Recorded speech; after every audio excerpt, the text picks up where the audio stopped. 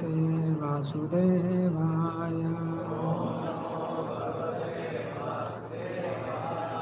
ॐ नमो भगवते वासुदेवाय।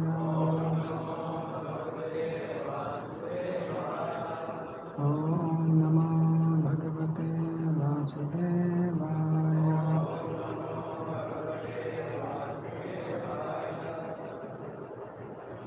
तो आज हम पढ़ रहे हैं स्कंद 10 अध्याय 82 श्लोक क्रमांक 41 एंड 42।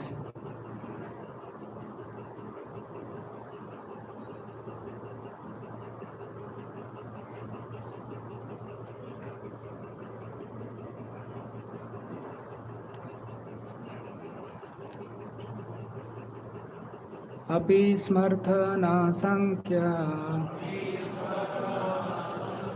अपि स्मर्थ न सख्य स्वानाम् अर्थचिकीर्षया गतां चिरायतां शत्रु गतां चिरायतां शत्रु पक्षशपन चेतसः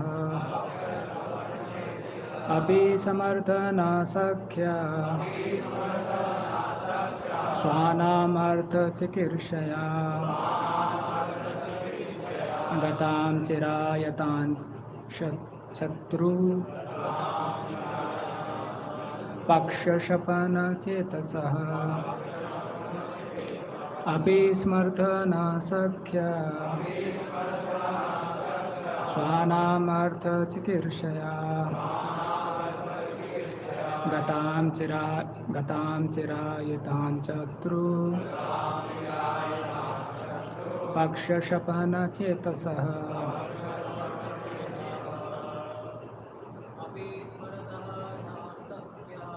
अपि समर्थः न सख्य स्वानामर्थचिकीर्षया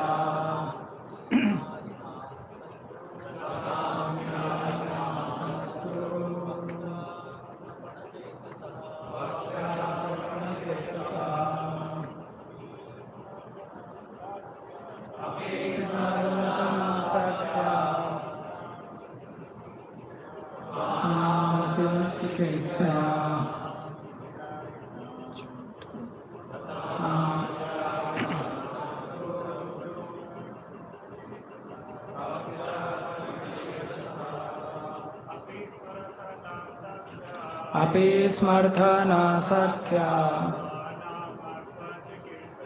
स्वानाम् अर्थचिकीर्षया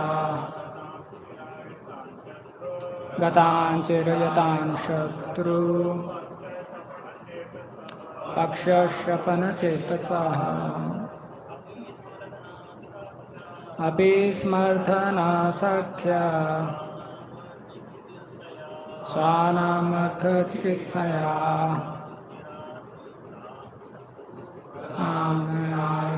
शत्रु पक्षशपन चेतसः। शब्दार्थ अनुवाद। His divine grace Shri Bhaktivedanta Swami Shri Prabhupada ji के शिष्यों द्वारा श्री प्रभुपाद की जय। अपि क्या स्मरत तुम स्मरण करती हो नह हमको सख्यः सखियाँ स्वानाम अपने प्रियजनों के अर्थ हेतु चिकीर्षया करने की इच्छा से गतान गए हुए चिरायतान दीर्घ काल तक रहते हुए शत्रु हमारे शत्रुओं के पक्ष टोली शपन विनष्ट करने की चेतसः मनोभाव वाले। भगवान कृष्ण ने कहा, हे सखियों, क्या अब भी तुम लोग मेरी याद करती हो? मैं अपने संबंधियों के लिए ही हमारे शत्रुओं का विनाश करने के लिए इतने लंबे समय तक दूर रहता रहा। अगले श्लोक का अनुवाद। शायद तुम सोचती हो कि मैं कृतज्ञ हूँ और इसलिए मुझे घृणा से देखती हो।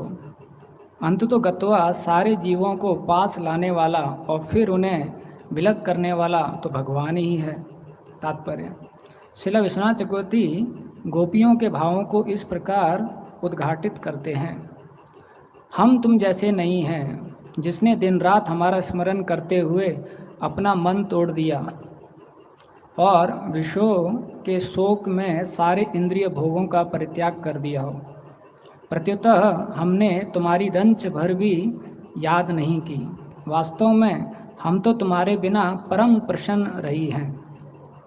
इसके उत्तर में कृष्ण यहाँ पूछते हैं कि क्या वे सब उनकी अकृतज्ञता से नाराज हैं।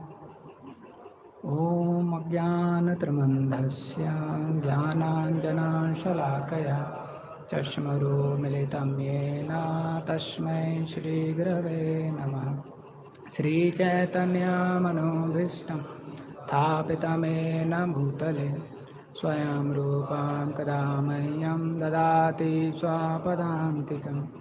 वन्देऽहं श्रीगुरो श्रीयुतापदकमलं श्रीगुरुवैष्णवांश श्रीरूपां साग्रजातां सहगना रघुनाथान्वितं तं सजीवं सावधूतं सावधूतं परिजनसहितं कृष्णचैतन्यदेवं श्रीराधा कृष्णपादान् सहगना ललिता श्रीविशाखान्वितांश नमो विष्णुपादान् कृष्णपृष्ठाय भूतले श्रीमते भक्तिवेदान्त स्वामीति नामिने।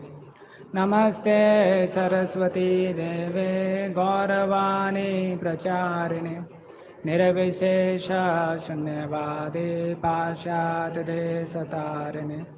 नमो महावदन्याय कृष्णप्रेमप्रदायते कृष्णाय कृष्णचैतन्या नाम्ने गौरतुसे नमः। हे कृष्णा करुणा सिंधो दीनबन्धो जगत्पते गोपेश गोपिकान्त राधाकान्त नमस्तुते। तप्तकाञ्चनि गौराङ्गी श्रीराधे वृन्दावनेश्वरी वृषभानुसुते देवी प्रणमामि हरिप्रिये। वाञ्छाकल्पतरुभ्यश्च कृपासिन्धुभ्येव च पतितानां पावनेभ्यो वैष्णवेभ्यो नमो नमः। जय श्री कृष्ण चैतन्य प्रभु नित्यानंद श्री अद्वैत गदाधर श्रीवासादि गौर भक्त वृंद। हरे कृष्णा कृष्णा कृष्णा हरे हरे, हरे राम राम राम हरे हरे। हरे कृष्णा। तो सभी भक्तों का आशीर्वाद चाहेंगे, खास करके हिस ग्रेस प्रेमानंद और बाकी सभी भक्तों का, जिससे कि इसके ऊपर कुछ चर्चा कर सकें भगवान के गुणगान के लिए और अपने शुद्धिकरण के लिए। तो ये जो अध्याय है स्कंद 10 में अध्याय 22, वृंदावन वासियों से कृष्ण तथा बलराम की भेंट। तो इसमें हम देख रहे थे कि किस प्रकार से अलग अलग रसों में आदान प्रदान हो रहा था, और अंतिम बार जो महाराज जी हैं चर्चा कर रहे थे वात्सल्य रस के बारे में। और यहाँ पर हम देख रहे हैं अभी जो माधुर्य रस है उसमें कैसे आदान प्रदान हो रहा है। तो विश्वनाथ चक्रवर्ती ठाकुर जी बताते हैं कि जब कृष्ण भगवान गोपियों से मिल रहे हैं तो भगवान पूछ रहे हैं कि क्या आप मुझसे नाराज़ हो कि मैं वृंदावन जो है आया नहीं वापस। तो गोपियाँ बोल रही हैं कि नहीं, हम तुम्हारी तरह नहीं हैं। तो गोपियाँ भगवान को बोल रही हैं कि हमें पता है तुमको हमारी बहुत याद आती थी और तुम्हारा दिल टूट गया हमारे बारे में सोच सोच के, लेकिन हम तो कब का भूल गए थे तुमको, और हम तो बहुत खुश थे बिना तुम्हारे। इस प्रकार से कृष्ण भगवान को बोलते हैं। फिर भगवान पूछते हैं कि क्या आपको ऐसा लग रहा है कि मैं बहुत ज़्यादा कृतज्ञ नहीं हूँ, आप लोगों के प्रति मैंने अकृतज्ञता वाला व्यवहार किया है। तो गोपियाँ जो हैं उसका कोई जवाब नहीं देती हैं इस प्रकार से। तो हम देखते हैं जो ये माधुर्य रस है और जो शुद्ध प्रेम है गोपियों का भगवान के प्रति, ये बहुत ही विशेष है जिसको हमारे अवस्था में समझना भी बहुत कठिन है। तो हम पढ़ रहे थे कि जब कृष्ण भगवान जो हैं मथुरा में आते हैं और नंद महाराज वगैरह भी कृष्ण भगवान के साथ में पीछे पीछे मथुरा के लिए आते हैं, और फिर जब कंस का वध हो जाता है तो कृष्ण भगवान नंद महाराज को बोलते हैं आप वापस जाइए और कुछ समय के बाद मैं आ जाऊंगा, यहाँ पर कुछ और काम बाकी है वो करने के बाद मैं आ जाऊंगा। तो जैसे ही नंद महाराज वृंदावन में प्रवेश करते हैं तो सारे गोपियाँ जो हैं वो नंद महाराज के पास में आ जाती हैं, यशोदा माई भी नंद महाराज के पास में आ जाती हैं, ये देखने के लिए कि कृष्ण की क्या खबर है और कृष्ण कब आएंगे। तो जो नंद महाराज हैं उनको भगवान ने बहुत सारे गिफ्ट्स भेजे होते हैं, बहुत सारे तोहफे भेजे होते हैं। तो जितनी भी गोपियाँ हैं, यशोदा मैया हैं, वो इकट्ठी होती हैं और पूछती हैं कृष्ण कहाँ हैं। तो नंद महाराज बताते हैं कि कृष्ण ने बोला है कि कुछ समय के बाद में वो आएंगे और उन्होंने कुछ गिफ्ट्स भेजे हैं आप लोगों के लिए। तो सारे गोपियाँ जो हैं, यशोदा मैया जो हैं, वो सब नाराज़ हो जाती हैं, बोले अरे कितना आप उल्लू बन गए भगवान ने कुछ गिफ्ट्स भेजे, आप वो गिफ्ट्स लेके आ गए और भगवान को वहीं छोड़ के आ गए।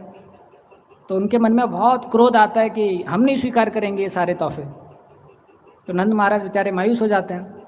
फिर सारे गोपियाँ सोचती हैं लेकिन अगर हम ये तोहफे स्वीकार नहीं करेंगे और फिर कल को जब कृष्ण आएंगे तो कृष्ण पूछेंगे कि मैंने आपके लिए वो तोहफा भेजा था, वो तोहफा कहाँ है और कैसा लगा आपको, और अगर हम स्वीकार नहीं करेंगे तो तोहफा दिखा नहीं पाएंगे, तो भगवान को बहुत बुरा लगेगा। तो फिर वो, जबकि उनका मन नहीं था, मन से बहुत दुखी थी, फिर भी वो जितने भी तोहफे हैं उनको स्वीकार कर लेते हैं, जिससे कि भगवान जो हैं वो प्रसन्न हो जाए। तो आचार्यगण बताते हैं कि गोपियाँ जो हैं, जो उनका सबसे ज़्यादा दुखद समय है, क्योंकि जब इतना उनका प्रेम है भगवान के प्रति और भगवान जो हैं उनको छोड़ के जा रहे हैं, उस दुखद समय में भी उनका चिंतन किया है कि भगवान कैसे प्रसन्न रहें। ऐसा आचार्यगण एक और चीज़ बताते हैं कि कृष्ण भगवान चाहते थे कि गोपियाँ जो हैं मथुरा में ना आए, क्योंकि भगवान नहीं चाहते थे कि जो भगवान का रिश्ता है गोपियों के साथ में वो लोगों को पता चले, वरना फिर बहुत सारे राक्षस जो हैं वृंदावन में भी आक्रमण करेंगे। तो भगवान की प्रसन्नता के लिए गोपियाँ जो हैं वो पूरा सहन की, जो भी उनका प्रेम था, जो भी उनका विप्रलंब भाव था, लेकिन मथुरा में नहीं गई। क्यों? क्योंकि भगवान की ऐसी इच्छा थी। ऐसा तो यहाँ पर हम देखते हैं कृष्ण भगवान ने उनको ऐसा वादा किया था कि बहुत जल्दी जो है वो वृंदावन में आ जाएंगे, लेकिन काफ़ी समय तक जो भगवान हैं वो मथुरा में रहे, उसके बाद वो द्वारका में चले गए। और ये मिलन हो रहा है कुरुक्षेत्र में, तो स्वाभाविक है कि भगवान पूछ रहे हैं कि आपको ऐसा लग रहा है क्या कि मैं अकृतज्ञ हूँ, इस प्रकार से। और जो गोपियाँ हैं फिर भी जो माधुर्य रस में उनका भाव है, तो ये बताने की कोशिश कर रही हैं कि असली में उनका जो मन है बहुत ज़्यादा दुखी हो चुका है, लेकिन ये माधुर्य रस में जो मान होता है उसमें इस प्रकार से प्रकट किया जाता है प्रेम, कि बहुत प्रेम है लेकिन ऐसे प्रकट किया जाता है कि प्रेम नहीं है तो ये हमारे स्तर पे समझना बहुत मुश्किल है कि कैसे प्रकट किया जाता है, लेकिन हम समझने का कोशिश करेंगे कि साधक के स्तर पे किस प्रकार से जब परिस्थितियाँ हमारे अनुकूल नहीं होती हैं तो उसमें एक अच्छे साधक को किस प्रकार से उसको सहन करना चाहिए और उसको भगवान की कृपा के रूप में समझकर आगे बढ़ना चाहिए। तो भागवतम में दो बहुत मधुर लीलाएं आती हैं, एक है परीक्षित महाराज का और एक है इंद्रदुम्न महाराज, जिनको अगस्त मुनि जो हैं वो कर्ष करते हैं तो ये दोनों लीलाओं में आचार्यों ने बहुत अच्छी अच्छी टिप्पणियाँ दी हैं। जो श्रृंगी ऋषि हैं वो कैसे उस पूरे जो सिचुएशन है उसमें कैसे रिएक्ट करते हैं, जो समीक ऋषि है वो कैसे रिएक्ट करते हैं, जो परीक्षित महाराज है वो कैसे रिएक्ट करते हैं, और वैसे ही जो अगस्त्य ऋषि वाला जो लीला है उसमें भी किस प्रकार से इंद्रदुम्न महाराज हैं वो रिएक्ट करते हैं। तो ये दोनों लीलाओं के ऊपर आचार्यों ने बहुत अच्छी अच्छी कमेंट्रीज दी हैं, प्रभुपाद जी के भी बहुत सुंदर तात्पर्य हैं। तो उनमें से हम समझने की कोशिश करेंगे कि अलग अलग स्तर पर जो भक्त है जब उसके साथ में अनुकूल आदान प्रदान नहीं होता है तो उसका प्रतिक्रिया किस प्रकार का होता है।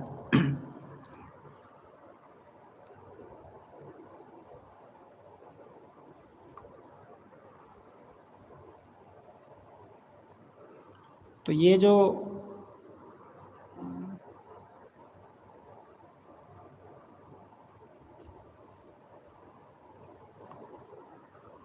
जो लीला है इसमें तीन पात्र आते हैं, श्रृंगी ऋषि आते हैं, समीक ऋषि आते हैं और परीक्षित महाराज आते हैं। तो ये लीला ऐसे शुरुआत होती है कि एक बार परीक्षित महाराज जो हैं, क्योंकि वो राजा थे तो शिकार के लिए जंगल में जाते हैं, और जंगल में जाते जाते उनको बहुत ज़्यादा प्यास लगने लग जाता है, बहुत ज़्यादा भूख लगने लग जाता है, और वो इधर उधर ढूंढने लग जाते हैं कि कहाँ पर जाएं। फिर ऐसा ढूंढते ढूंढते उनको समीक ऋषि जो हैं उनका आश्रम दिखाई देता है, और वहाँ पर वो समीक ऋषि के पास में चले जाते हैं। अब जैसे ही समीक ऋषि के पास में जाते हैं तो समीक ऋषि जो हैं वो समाधि में थे और समाधि में थे तो उनका स्वागत नहीं कर पाते हैं, और ये देखकर जो राजा हैं और ज़्यादा क्रोध में आ जाते हैं, क्योंकि वैसे ही बेचारे क्रोध में थे, भूख लग रहा था, उनको प्यास लग रहा था, और जो समीक ऋषि हैं वो भी कुछ आदान प्रदान नहीं कर रहे हैं, उनका स्वागत नहीं कर रहे हैं, तो उनको बहुत क्रोध आ जाता है। और फिर हम देखते हैं कि क्रोधवश वो क्या करते हैं, एक जो मरा हुआ सांप है वो समीक ऋषि के ऊपर डाल देते हैं इस प्रकार से। तो प्रभुपाद जी बताते हैं इस तात्पर्य में कि जो परीक्षित महाराज हैं वो तो शुद्ध भक्त हैं भगवान के, लेकिन फिर भी उनको इस प्रकार से भूख क्यों लगा, उनको इस प्रकार से प्यास क्यों लगा, तो बताते हैं क्योंकि ये भगवान की इच्छा थी, इसलिए ये सब हुआ। तो जीव गोस्वामी जो हैं वो बताते हैं इस लीला के बारे में कि जो महाराज परीक्षित हैं उनका जो इस प्रकार से व्याकुलपन जो हो गया था भूख के कारण या उनका प्यास के कारण, ये भगवान की इच्छा के अनुसार हुआ था। और जीव गोस्वामी बताते हैं जो समीक ऋषि थे असली में उनकी गलती थी, क्योंकि वो गृहस्थ आश्रम में थे, तो ये उनका एक जिम्मेदारी था कि कोई भी अगर गेस्ट आता है तो उसका स्वागत करें। तो फिर जीव गोस्वामी खुद ही अपने आप को क्वेश्चन करते हैं कि कोई पूछ सकता है लेकिन वो तो समाधि में थे, तो वो स्वागत कैसे करते। तो जीव गोस्वामी बताते हैं तो फिर उनको किसी और को रखना चाहिए था स्वागत करने के लिए क्योंकि गृहस्थता के रूप में ये उनकी जिम्मेदारी है कि कोई भी अतिथि आए उसका स्वागत हो। तो उन्होंने किसी और को भी नहीं रखा स्वागत के लिए, और वो खुद भी समाधि में थे। फिर जीव गोस्वामी जी बताते हैं लेकिन जो परीक्षित महाराज से हुआ उस समय पर वो भी गलत था, लेकिन फिर वो बताते हैं लेकिन जो परीक्षित महाराज ने किया वो भगवान की योजना थी, भगवान की इच्छा थी, इस प्रकार से। तो उसका विश्लेषण देते हैं इस पूरी लीला का। और एक और आचार्य हुए हैं वंशीधर जी, तो वो बताते हैं कि जो परीक्षित महाराज हैं वो सुबह गए थे शिकार के लिए, और ये दोपहर वाला समय था जब उनको बहुत ज़्यादा भूख और प्यास लग रहा था। तो फिर वो बताते हैं कि जो साधारण भक्त हैं वो भी आफ्टरनून तक फास्टिंग कर लेते हैं तो परीक्षित महाराज कैसे व्याकुल हो सकते हैं। तो फिर वो भी यही निष्कर्ष बताते हैं कि उनका जो व्याकुल होना है और इस प्रकार से तड़पना है ये भगवान की इच्छा थी तो इस प्रकार से जो परीक्षित महाराज हैं वो जो मरा हुआ सांप है उनके ऊपर डाल देते हैं। और जो समीक ऋषि हैं उनके बारे में बताया जाता है कि वो इतने गहरी समाधि में थे कि जो शरीर के इंद्रियां हैं उनके जो क्रियाएं हैं वो सब बंद हो चुकी थी, जो उनकी आँख हैं वो देख नहीं रही थी। तो इस प्रकार से श्रृंगी ऋषि बोलते हैं कि भले भगवान चले गए होंगे लेकिन मैं यहाँ पर हूँ, और अब ये मैटर है मैं अपने हाथ में लूँगा। और उनको ये किसने दिया, उनके हाथ में खुद ही उन्होंने स्वयं ले लिया। तो बोलते हैं अभी ये जो मैटर है मैं अपने हाथ में लूँगा, और परीक्षित महाराज उनको दंड मैं दूंगा, इस प्रकार से। तो ये जो है वो अपने हाथ में पूरा मैटर ले लेते हैं। अभी पिताजी से भी उन्होंने पूछा नहीं है, खुद ही स्वयं जो है वो पूरा जो है मैटर अपने हाथ में ले लेते हैं, और उनकी आंखें लाल हो जाती हैं। और फिर जो है वो ये कर्ज करते हैं कि आज से 7वें दिन जो परीक्षित महाराज हैं वो एक सांप से जो है उनका मृत्यु हो जाएगा। क्यों? क्योंकि उन्होंने मेरे पिताजी का अपमान किया है, ऐसा करके। तो यहाँ पर हम बताते हैं जो श्रृंगी ऋषि है वो परीक्षित महाराज के ऊपर छोटी सी गलती के लिए इतना बड़ा उनको श्राप दे देते हैं, इतना बड़ा उनको मृत्यु दंड दे देते हैं। तो ऐसा क्यों होता है? क्योंकि ऐसा बताया जाता है शास्त्रों में कि अगर किसी के हृदय में रिवेंज फीलिंग है, रिवेंज फीलिंग को हिंदी में क्या बोलेंगे, बदले की भाव, बदले की अगर भावना है, उसके साथ में अगर वो किसी व्यक्ति को दंड देता है तो दंड हमेशा बहुत ज़्यादा देगा। क्यों? क्योंकि उसके हृदय में क्या है, बदले की भावना है।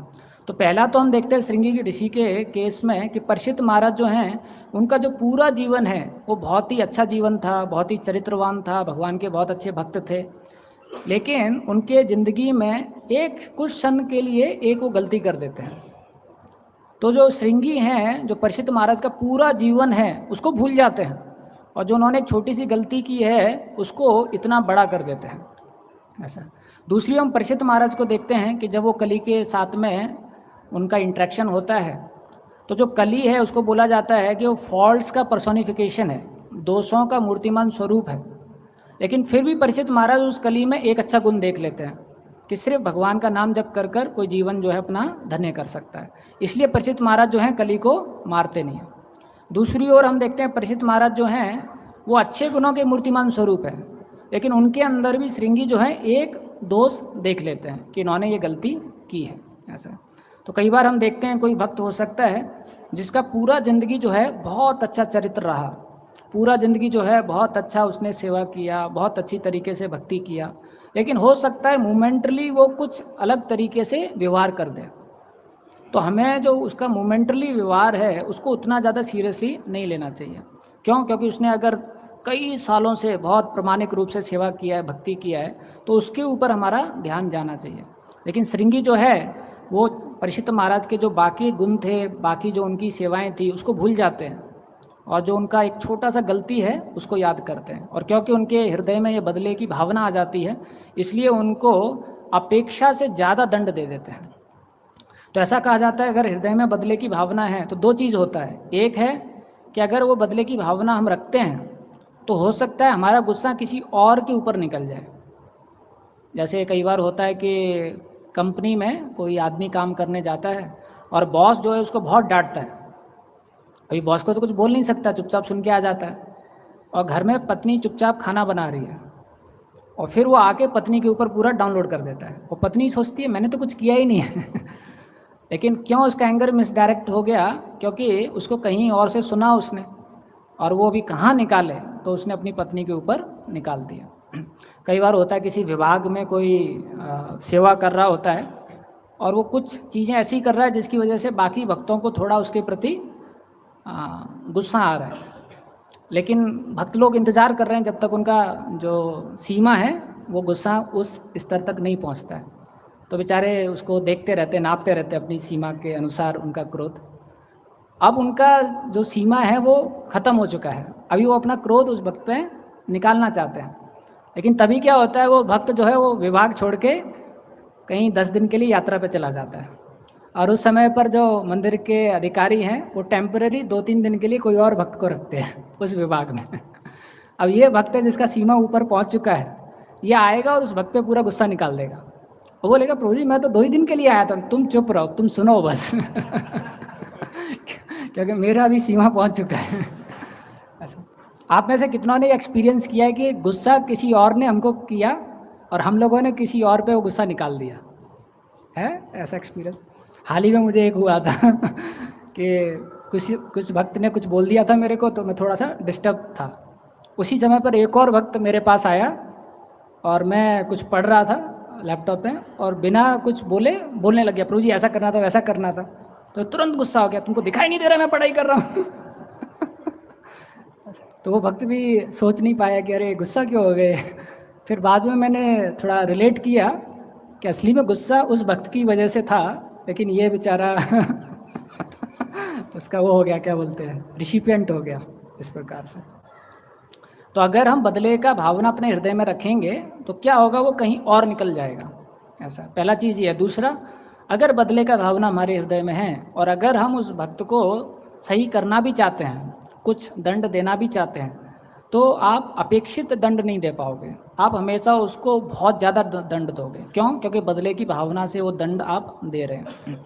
तो श्रृंगी के केस में आप देखेंगे वो सिर्फ इसलिए दुखी नहीं है कि जो परीक्षित महाराज हैं उन्होंने उनके पिताजी पे सांप डाल दिया, पर वो इसलिए भी दुखी हैं कि पूरे ब्राह्मण जो जाति है उसका अपमान हो गया है। उसका अहंकार इतना ज़्यादा उसने उसको बड़ा कर दिया कि इसने ब्राह्मण जाति का अपमान कैसे किया, और उस ब्राह्मण जाति में कौन है, मैं भी हूँ। तो उनके पिताजी ने उतना अपमान नहीं लिया परीक्षित महाराज से जितना अपमान श्रृंगी ने एक ब्राह्मण होकर लिया। तो इसलिए उन्होंने इतना जो भयानक पनिशमेंट है वो परीक्षित महाराज के लिए दे दिया। तो ये श्रृंगी जो हैं इस प्रकार से पनिशमेंट दे देते हैं। अब क्या करते हैं, जैसे ही पनिशमेंट देते हैं फिर रोते रोते पिताजी के पास जाते हैं। अब आप देखिए भागवतम में बताया गया है कि जो इनके पिताजी हैं उनके सारी इंद्रियां काम करना बंद कर दी थी क्योंकि वो समाधि में थे, लेकिन जब श्रृंगी आते हैं रोते रोते तो पिताजी की आँख खुल जाती है। तो मैं हिजोली ने राधा गोविंद महाराज जी का लेक्चर सुन रहा था इसी सेक्शन पे, तो महाराज जी बता रहे थे कि बच्चे का मोह तो होता ही है। तो परीक्षित महाराज आए तब उनकी आंखें नहीं खुली, तब आवाज़ नहीं सुनाई दिया, लेकिन जब उनका पुत्र आया रोते रोते पापा, तो उनका आवाज़ खुल गया ऐसा। लेकिन समीक ऋषि महान भक्त हैं, वो अभी हमको आगे समझ में आएगा। तो जब समीक ऋषि को पता चलता है कि उनके पुत्र ने क्या किया, तो तुरंत जो है समीक ऋषि बहुत गुस्सा होते हैं, बोलते हैं तुमने क्या कर दिया ये। और फिर समीक ऋषि जो हैं 4 चीज़ें बताते हैं, जो बहुत अच्छा एक विश्लेषण है। जब भी अगर हमारे ज़िंदगी में कुछ इस प्रकार से घटना होती है, तो उस घटना पे रिएक्ट करने से पहले अगर हम उन 4 चीज़ों को ध्यान में रखें, चिंतन करें, तो बहुत ज़्यादा हमारे को मदद करेगा सही अवस्था में और सही तरीके से रिएक्ट करने के लिए। तो क्या बताते हैं, पहला बताते हैं कि अरे आपको देखना चाहिए कि जो परीक्षित महाराज हैं उनका पोजीशन क्या है। तो परीक्षित महाराज जो हैं उनके पोजीशन के बारे में बताते हैं। तो परीक्षित महाराज कौन है, वो एक राजा हैं और पूरे विश्व के राजा हैं। और ऐसा बताया जाता है, यहाँ पर ये बता रहे हैं कि जो राजा है वो भगवान का प्रतिनिधि है।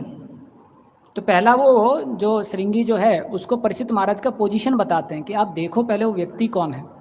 वो एक राजा हैं, पूरे विश्व के राजा हैं, भगवान के प्रतिनिधि हैं। और फिर वो बताते हैं इस प्रकार के जो व्यक्ति हैं उनको आप सामान्य लोगों से तुलना नहीं कर सकते। कई बार भक्तों में इस प्रकार का भाव रहता है, प्रभु जी उसने ऐसा क्यों कर दिया। और कई बार हमारा देखने का जो रवैया होता है वो समान तरीके से होता है उस भक्त के प्रति भी, लेकिन कई बार उस भक्त का जो पोजीशन है वो हम देखना भूल जाते हैं। तो यहाँ पर समीक ऋषि बता रहे हैं, पहले आप देखिए परीक्षित महाराज हैं उनका पोजीशन क्या है। वो राजा हैं, विश्व के राजा हैं और भगवान के प्रतिनिधि हैं, तो आप उनको समान स्तर पर नहीं आंक सकते। दूसरा वो बताते हैं उनका कंट्रीब्यूशन। तो पहला क्या बताया, उनका पोजीशन। दूसरा बताते हैं उनका कंट्रीब्यूशन। देखिए आप, तो क्या कंट्रीब्यूशन है, उनकी वजह से जितने भी प्रजा में लोग हैं सब खुश हैं और सब अच्छी तरीके से फल फूल रहे हैं और अच्छी तरीके से रक्षित महसूस करते हैं। उनकी वजह से जितने भी चोर हैं, जितने भी डाकू हैं, वो सब दूर रहते हैं। जितने भी औरतें हैं, जितने भी बूढ़े लोग हैं, वो सब अच्छी तरीके से सुरक्षा महसूस करते हैं। यही नहीं, परीक्षित महाराज की वजह से उन्होंने इतना अच्छी तरीके से आयोजन किया है चीज़ों का कि उनके समय में जितने भी लोग हैं वो वर्ण और आश्रम के अनुसार ही कार्य करते हैं। तो परीक्षित महाराज के समय अगर आप ब्राह्मण हो तो आप आईटी कंपनी में नहीं जा सकते। परीक्षित महाराज बोलेंगे आप ब्राह्मण हो, आप यज्ञ कीजिए, आप अध्ययन कीजिए, लेकिन आप क्षत्रिय काम नहीं कर सकते। और अगर कोई क्षत्रिय है और वो कुछ बिजनेस करना चाहता है तो परीक्षित महाराज मना कर देंगे उनको, आप बिजनेस नहीं कर सकते, आप जो है क्षत्रिय का काम कीजिए। ऐसा तो जो व्यक्ति का वर्ण था उसके अनुसार ही उसको कार्य है, ऐसे वर्ण नहीं, आश्रम भी। तो अगर कोई 50 साल का हो गया है तो परीक्षित महाराज जो है उसको लेटर भिजवा देते थे कि अभी आप वानप्रस्थ के लिए चले जाइए, वरना फिर हम लोग सैनिकों को भेज रहे हैं। तो इस प्रकार से जो उनका वर्ण और आश्रम है इतना अच्छी तरीके से था कि हर व्यक्ति वर्ण और आश्रम के अनुसार कार्य करता था और आध्यात्मिक उन्नति करता था। तो समीक ऋषि बोलते हैं ऐसे राजा हैं वो। तो दूसरा क्या उन्होंने बताया, उनका कंट्रीब्यूशन। तीसरा वो बताते हैं उनका डिवोशन। बोले ये सिर्फ एक राजा नहीं है, फिर बताते हैं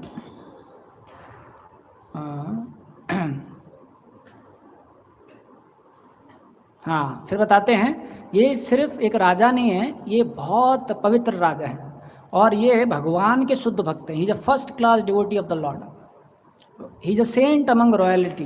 बता रहे हैं ये एक ऐसे राजा हैं जो बहुत पुण्यात्मा है, ये एक ऐसे राजा हैं जो भगवान के शुद्ध भक्त हैं।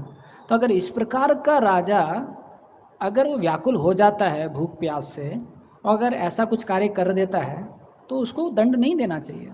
ये 3 चीज़ें बताते हैं कि उनका पोजीशन क्या है, उनका कंट्रीब्यूशन क्या है, तीसरा उनका डिवोशन, उनका भक्ति कितना ज़्यादा है। फिर चौथा बहुत अच्छा चीज़ बताते हैं, समीक ऋषि बोलते हैं श्रृंगी ऋषि को, आप बहुत ज़्यादा आकलन कर रहे हो, परीक्षित महाराज ने गलती की, परीक्षित महाराज ने गलती की, लेकिन आप किस प्रकार के भक्त हो। क्योंकि श्रृंगी को भी कृष्ण भगवान के बारे में पता है, वो भी भक्त हैं, लेकिन आप देखिए छोटी सी चीज़ से वो इतना व्याकुल हो गए कि ब्राह्मण जो है उनके ऊपर इतना अपराध हो गया है। और उन्होंने इतना बड़ा श्राप जो है परीक्षित महाराज के प्रति दे दिया। तो उनको अपना आईना दिखाने के लिए कि उनका स्तर क्या है भक्ति में, जो समीक ऋषि हैं वो ये श्लोक बोलते हैं। तिरस्कृता विप्रलब्धा सप्ता क्षिप्ता हतापि नास्य तत्प्रतिकुर्वन्ति तद्भक्ता प्रवोपि। तो समीक ऋषि बोलते हैं, अरे एक भक्त है, उसको तो अगर कोई मार भी देगा फिर भी वो बदला नहीं लेता है, फिर भी वो दुखी नहीं होता है, और आपके साथ तो कुछ हुआ ही नहीं, फिर भी आपका इस प्रकार से व्यवहार हुआ ऐसा। तो समीक ऋषि क्या करते हैं, आईना जो है वो श्रृंगी ऋषि को दिखा देते हैं। तो हमारे ज़िंदगी में ऐसा बहुत बार होता है कि हमारा बाकियों से बहुत अपेक्षा रहता है कि मेरे आसपास जितने भी लोग हैं वो 100% शुद्ध होने चाहिए। अगर वो बोलें तो सच ही निकलना चाहिए, अगर वो कुछ प्रॉमिस कर दें तो उसको पूरा फुलफिल ही करना चाहिए, और जब भी मैं उनके पास में जाऊं तो उनके मुंह से बिल्कुल भी क्रोध नहीं निकलना चाहिए, प्रेम पूर्वक बात करना चाहिए, और मेरे बारे में हमेशा अच्छा बोलना चाहिए, मेरे बारे में पूछना भी चाहिए। तो हमारा बाकियों से बहुत अपेक्षा रहता है, और उनसे अगर पूछा जाए प्रभु आपके बारे में क्या सोचते हो आप, नहीं मेरे को सब टॉलरेट करना चाहिए जैसा मैं हूँ वैसा स्वीकार करना चाहिए लेकिन बाकियों के प्रति कैसा अपेक्षा रहता है कि जल्दी से इनको परफेक्ट होना चाहिए, मेरे आसपास जितने भी लोग रहते हैं इस प्रकार से। तो समीक ऋषि जो हैं वो श्रृंगी को आईना दिखा रहे हैं कि आप अपना स्तर तो देखिए इस प्रकार से। तो कई बार हमारी ज़िंदगी में भी हम बहुत ज़्यादा परेशान हो जाते हैं दूसरों के बर्ताव से, दूसरे किस प्रकार से बात कर रहे हैं, दूसरे किस प्रकार से व्यवहार कर रहे हैं, लेकिन कई बार ये देखना हम भूल जाते हैं कि मेरा व्यवहार कैसा है, मेरे को कितना अपने आप को सुधारने की ज़रूरत है इस प्रकार से। तो हिंदी में एक कहावत है कि अगर कुछ गलत भी होता है तो बोलते हैं कि जो ताली है वो एक हाथ से नहीं बजती है, कितने हाथ चाहिए, 2 हाथ चाहिए। तो कोई आप बोल सकते हो नहीं प्रभु जी उसकी गलती है, मेरी गलती नहीं है। हो सकता है 70% उसकी गलती है, लेकिन 30% तो आपकी ज़रूर होगी, वरना वो ताली बज नहीं सकती। आप दोनों में अगर झगड़ा हुआ, आर्गुमेंट हुआ, लड़ाई हुआ, तो कोई ये नहीं बोल सकता कि प्रभु जी मेरा 0% गलती था। अगर ताली बजा है तो 20% या 10% या 5% गलती जरूर होगा। तो शास्त्र क्या बताते हैं कि हमें दूसरों की ओर देखने की जगह अपनी ओर देखना चाहिए कि मेरा उसमें सुधार का कितना स्कोप है, मुझे उस स्थिति में क्या सुधार करना है जिससे कि बार बार ये स्थिति ना आए। कई बार हो सकता है किसी ने हमसे गुस्से में बात कर दिया तो हम उसको बोल सकते हैं कि अरे इसने ऐसे बात किया, लेकिन हो सकता है कि मैंने कुछ ऐसा बोला जिसकी वजह से वो एकदम एजिटेट हो गया। क्योंकि कई बार होता है जो वाणी होती है बहुत ज़्यादा तीक्ष्ण होती है, कई बार ऐसे शब्द हो जाते हैं कि वो व्यक्ति जो है पूरा हिलने लग जाता है, जबकि उसको हमने स्पर्श भी नहीं किया है लेकिन वाणी की शक्ति इतनी ज़्यादा होती है, और फिर हो सकता है वो कुछ तरीके से व्यवहार कर दें। जैसे हम देखते हैं शर्मिष्ठा और देवयानी में, जो देवयानी है वो सिर्फ बोलती है कि अरे तुम क्षत्रिय जो हैं तुम तो कुत्तों के समान हो, और आज जो है जो क्लैरिफाइड बटर है जो ब्राह्मण के लिए बना है उसको खाने के लिए आ रहे हो। तो वो सिर्फ बोलती है, और शर्मिष्ठा जो है सतरानी है तो एक्ट करती है, उसको उठा के कुएं में डाल देती है। और उसकी वजह से आप देखिए स्तर बाय स्तर कितना बड़ा लीला हो जाता है वो ऐसा। तो हम देखते हैं कि अगर शास्त्र के अनुसार अगर हर व्यक्ति अपने शुद्धिकरण में ध्यान दे, हर परिस्थिति में अपना गलती ढूंढने का कोशिश करे, तो हम देखते हैं जो वो समाज है, जो वो सोसाइटी है, वो एक वैकुंठ बन जाएगा। क्यों? क्योंकि उसमें क्या, फिर हर कोई सुधर जाएगा ऐसा। और यही एक तरीका है अपने को सुधारने के लिए भी और समाज को भी सुधारने के लिए, दूसरों को भी सुधारने के लिए। तो एक बार एक व्यक्ति था तो उसने देखा कि अरे पूरे विश्व में इतनी सारी गलतियाँ हो रही हैं, तो उसने सोचा कि मैं पूरे विश्व को सुधारूंगा। तो बहुत कोशिश किया, बाद में पता चला मैं विश्व को नहीं सुधार सकता। फिर उसने सोचा मैं देश को सुधारूंगा, बहुत कोशिश किया, बाद में पता चला मैं देश को नहीं सुधार सकता। फिर उसने सोचा मैं अपने राज्य को सुधारूंगा, बहुत कोशिश किया, पता चला मैं राज्य को भी नहीं सुधार सकता। फिर उसने सोचा मैं अपने परिवार को सुधारूंगा, बहुत कोशिश किया, फिर पता चला परिवार को भी नहीं सुधार सकता। फिर उसको समझ में आ गया कि मुझे अपने आप को सुधारना पड़ेगा जब मैं अपने आप को सुधारूंगा तो परिवार सुधरेगा, राज्य सुधरेगा, देश सुधरेगा, विश्व सुधरेगा ऐसा। तो हर व्यक्ति अगर अपनी गलती देखने लगे हर परिस्थिति में, तो जो समाज है वो बहुत दिव्य हो जाएगा। तो भक्ति तीर्थ महाराज जो हैं वो बताते हैं कि दो मापदंड हैं अपनी आध्यात्मिक उन्नति समझने के लिए। तो दो मापदंड क्या बताते हैं? एक है कि जब आप अकेले हो तो क्या करते हो, और दूसरा है जब कुछ कठिनाई आती है तो आप कैसे रिएक्ट करते हो। ये दोनों चीज़ों को समझने से हम देख सकते हैं कि हमारा स्तर क्या है। तो कई बार आप देखना, कोई भक्त है वो अकेला लैपटॉप में बैठा रहता है, जैसे ही कोई जाता है तो तुरंत जो है वो कुछ चेंज करता है तो इसका मतलब वो शायद उतना कृष्ण में चीज़ें नहीं देख रहे थे।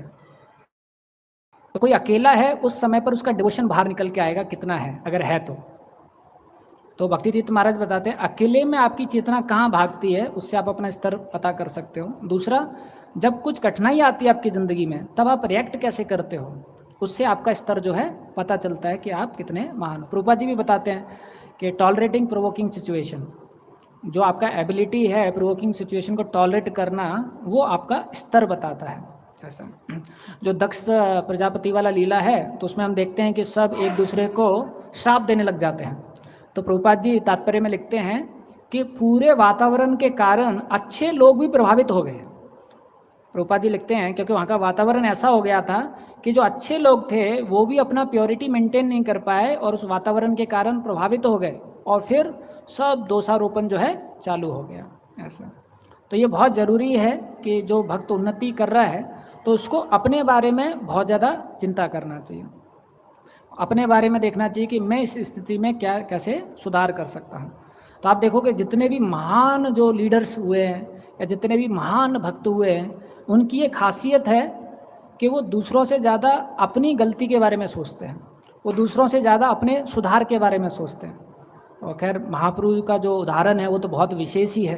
जब महाप्रभु को बताया गया कि अरे जब रामचंद्रपुरी आते हैं कि आप बहुत ज़्यादा स्वीट खाते हो, मिठाई खाते हो, चींटियाँ घूम रही हैं, तो महाप्रभु तुरंत बोले अपने सर्वेंट को कल से मिठाई बंद। और सारे वैष्णव रो रहे हैं लेकिन फिर भी महाप्रभु जो है उसको स्वीकार करते हैं। जब अमोघा बोलता है अरे तुम किस प्रकार के सन्यासी हो, इतने सारे व्यंजन, ये शोभा नहीं देता है आपको, तो शर्म भट्टाचार्य गुस्सा हो जाते हैं, लेकिन महाप्रभु बोलते हैं सही तो बोल रहे हैं, मैं सन्यासी के रूप में ये सब नहीं खाना चाहिए मुझे। ऐसा तो हम देखते हैं जो बहुत महान लोग रहते हैं उनका ये दृष्टिकोण रहता है कि इस स्थिति में मेरे सुधार की क्या स्कोप है, और वो अपना सुधार करते रहते हैं। तो ये जो है उनको चौथा चीज़ बताते हैं। उसके बाद में ये समीक ऋषि का रिएक्शन था। अभी हम देखते हैं परीक्षित महाराज का रिएक्शन। तो जो परीक्षित महाराज हैं जैसे ही वो ये चीज़ करते हैं तो वो सोचने लग जाते हैं कि मुझसे गलती हो गया है, तो तुरंत स्वीकार कर लेते हैं कि मुझसे गलती हो गया है, और बिना किसी रिजर्वेशन के स्वीकार करते हैं कि मुझसे गलती हो गया है। तो इनके रिस्पॉन्स में 3-4 स्तर हैं। पहला है कि गलती स्वीकार करना। तो आप देखेंगे हमारे ज़िंदगी में पहले तो यही स्तर पालन करना बहुत मुश्किल है कि हमसे गलती हो गई है और उस गलती को हम स्वीकार कर लें। तो पहला स्तर तो है कि गलती स्वीकार करना चाहिए। हमारे स्तर पर अगर कोई बहुत अच्छा साधक है तो गलती स्वीकार कर लेगा, लेकिन उसमें भी बोलेगा प्रभु जी लेकिन आप समझिए ये गलती क्यों हुआ उसके पीछे भी अपना बैकग्राउंड बताएगा। आप उससे पूछे प्रभु आप ऐसे क्यों, उसके ऊपर आपने ऐसा बोल दिया, प्रभु जी आपको पता नहीं है, पहले उसने ऐसा बोला मैंने टॉलरेट किया, फिर उसने ऐसा बोला मैंने टॉलरेट किया, फिर प्रभु जी हो गया प्रभु जी। तो अगर वो गलती स्वीकार भी करेगा तो जस्टिफिकेशन के साथ स्वीकार करेगा। ऐसा तो हम देखते हैं ये स्तर भी बहुत महान है जिसमें बिना जस्टिफिकेशन के कोई अपना गलती स्वीकार कर ले। आप में से कितनों को लगता है कि अगर मैं गलती स्वीकार भी करता हूँ तो उस माइंड में जस्टिफिकेशन भी रहता है कि पूरी गलती मेरी नहीं है? कितनों को लगता है? करेक्ट? क्योंकि ऐसा हमेशा लगता है कि पूरी गलती मेरी नहीं है, उसकी वजह से हुआ, लेकिन मैं तो फिर भी अच्छा डिवोटी हूँ इसलिए स्वीकार कर रहा हूँ इस प्रकार से एक भाव रहता है। लेकिन परीक्षित महाराज क्या चुपचाप स्वीकार कर रहे हैं कि मुझसे गलती हो गई। दूसरा, अगर हम गलती स्वीकार भी कर लेते हैं तो मन में क्या भाव रहता है, अभी दंड मत देना कुछ भी, वैसे ही मेरा ग्रेटनेस आप देख लीजिए, स्वीकार कर रहा हूँ गलती, लेकिन ये भाव नहीं रहता है कि आप दंड दीजिए। परीक्षित महाराज गलती स्वीकार कर रहे हैं और फिर भगवान से प्रार्थना कर रहे हैं कि भगवान इस गलती के लिए एक बहुत बड़ा दंड आना चाहिए मेरे ऊपर, जिससे कि जो मेरा पाप हुआ है वो चला जाए। ऐसा तो आप सोचिए कि गलती स्वीकार करना दूसरा है प्रार्थना करना कि आप मेरे को बहुत बड़ा दंड दीजिए इस गलती के लिए, जिससे कि जो मेरे से पाप हुआ है उससे मैं मुक्त हो जाऊँ, ऐसा। तो ये तो बहुत बड़ा स्तर है। आप सोचिए, अगर हम गलती कर लें और स्वीकार करें और फिर ऐसा भी बोलें कि इसके लिए आप मेरे को बहुत बड़ा दंड दीजिए, ऐसा। अगर कोई इस स्तर पे पहुंच भी जाता है तो मन में क्या भाव रहेगा? थोड़ा सा दीजिए छोटा सा दीजिए। लेकिन परीक्षित महाराज ऐसा नहीं है। परीक्षित महाराज क्या बोलते हैं? ऐसा दंड दीजिए कि मेरा पूरा राज्य जो है वो विनाश हो जाए, मेरा जो पूरा धन है वो चला जाए, जो मेरी पूरी शक्ति है वो क्षीण हो जाए, ऐसा दंड दीजिए, ऐसा। तो मानो कोई गलती करता है, वो बोले कि ऐसा दंड दीजिए कि मेरा पूरा स्वास्थ्य खराब हो जाए, जितनी भी मेरी क्षमता है वो चली जाए। और कोई ग्रस्त है, वो बोल रहा है जितना भी मेरा धन है वो चला जाए, मेरा घर है वो चला जाए, इस प्रकार से। तो परीक्षित महाराज देखिए अपना गलती भी स्वीकार कर रहे हैं और दंड के लिए प्रार्थना भी कर रहे हैं। अब कई बार हो सकता है हम ऐसा प्रार्थना भी कर लें लेकिन मन में भाव ऐसा रहे, देना मत। लेकिन परीक्षित महाराज का ये भाव नहीं है, क्योंकि अभी उनको एक खबर आएगी कि जो श्रृंगी हैं उन्होंने इस प्रकार से कर्ज जो है उनको कर दिया। अब जैसे ये खबर आती है उनको, तो परीक्षित महाराज जो हैं उसको एक अच्छे गुड न्यूज़ के रूप में स्वीकार करते हैं। देखिए, तो जैसे ही उनको एक खबर मिलती है कि ऐसे श्राप मिला है उनको, तो परीक्षित महाराज बहुत खुश हो जाते हैं कि अरे यही तो मैं चाहता था, ये तो बहुत अच्छा समाचार है, ऐसा करके। तो हम देखते हैं जो परीक्षित महाराज हैं उसको फिर इस तरीके से स्वीकार कर लेते हैं।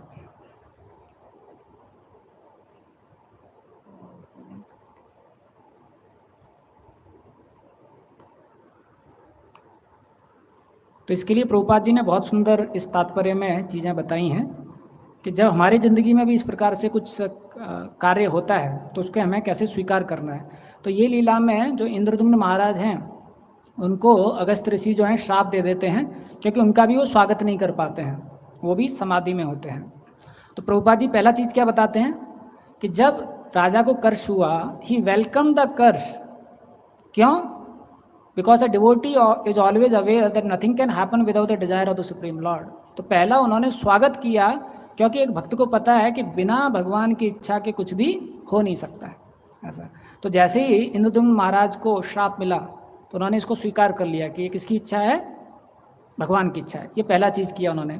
दूसरा, राजा ने सोचा कि ये मेरे पाप कर्मों का ही फल है। ये किसके पाप कर्मों का फल है? मेरी पाप कर्मों का फल है। जैसे मानो अगर आप देख पाते, आपका पाप कर्म का अकाउंट है जिसमें 10 लाख रुपए हैं, और एक भक्त है जो आपको अभी मिसअंडरस्टैंड कर रहा है या आपको कुछ गलत बोल रहा है, और तुरंत आप देख रहे हो आपके पाप कर्म अकाउंट में से 10 लाख की जगह 8 लाख हो गया, तो आप अभी खुश होंगे या दुखी होंगे? तुरंत खुश हो जाएंगे, अरे अच्छा है थोड़ा और बोल दीजिए और कम हो जाएगा है ना। तो वो जो है वो इसको पाप कर्म जो है अपना वैसा सोच रहे हैं। तीसरा, प्रभुपाद जी लिखते हैं कि जो भक्त है वो देखता है कि ये भगवान की कृपा है। जो डिवोटी है वो देखता है कि किसकी कृपा है? ये भगवान की कृपा है। तो पहला भगवान की इच्छा है, दूसरा मेरे कर्म है, तीसरा भगवान की कृपा है।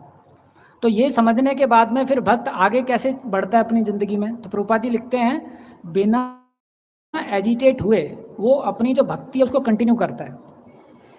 और प्रभुपाद जी आगे तात्पर्य में लिखेंगे, कंटिन्यू करता है मतलब कि जो उसका रेगुलर प्रोग्राम है वो अफेक्ट नहीं होता है।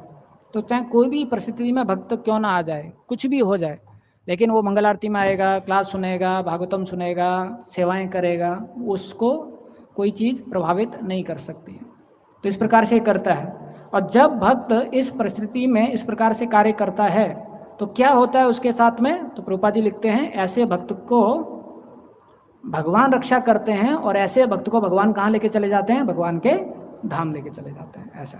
तो प्रभुपाद जी जो है ये श्लोक भी बता रहे इसमें, ततेनुकंपा सुवीक्षमानः, कि अगर कोई विपरीत परिस्थिति आती है उसमें भी भक्त जो है कृतज्ञता पूर्वक कि भगवान की कृपा है मेरे लिए, और कृतज्ञता पूर्वक जो है भगवान की भक्ति कंटिन्यू करता है, तो ऐसे भक्त को भगवान क्या है? भगवान अपने धाम में लेके चले जाते हैं।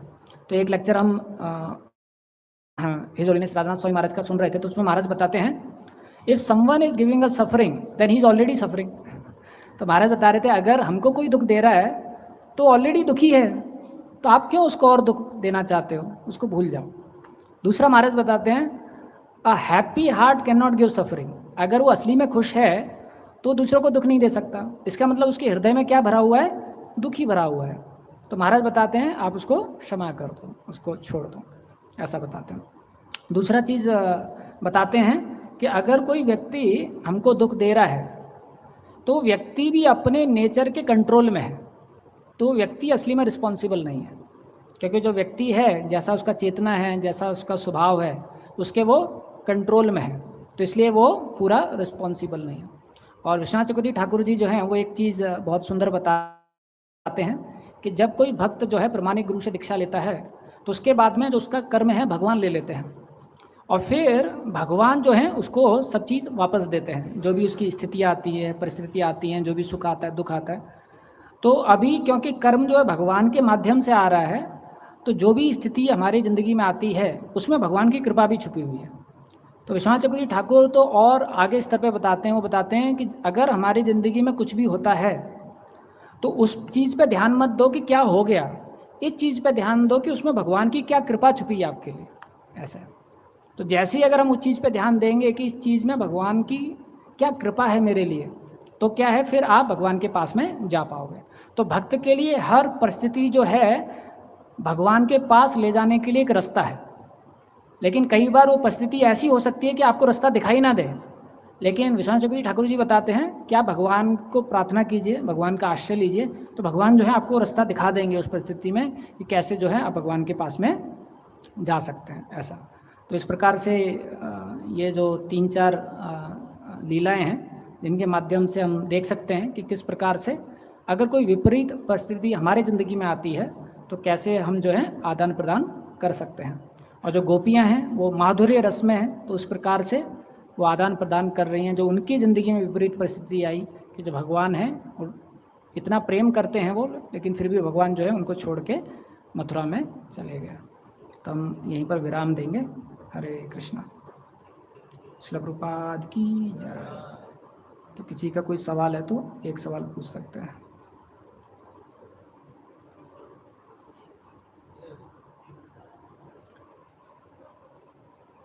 ऐसा करके इसको बंद कर दो।